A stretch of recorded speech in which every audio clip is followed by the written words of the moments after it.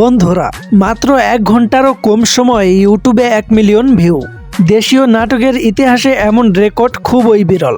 আর এই রেকর্ডটি গড়েছেন মোহাম্মদ মোস্তফা কামাল রাজ পরিচালিত জনপ্রিয় সিরিয়াল এটা আমাদেরই গল্প।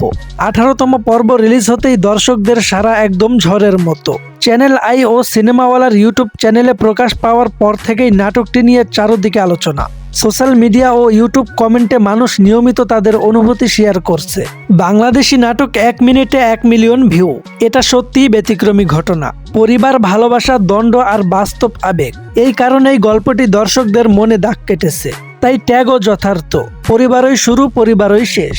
প্রতি মঙ্গলবার ও বুধবার রাত 9টা 30 চ্যানেল আইতে, আর বুধবার ও বৃহস্পতিবার দুপুর 12টায় সিনেমাওয়ালার ইউটিউব চ্যানেলে নতুন এপিসোড আসে।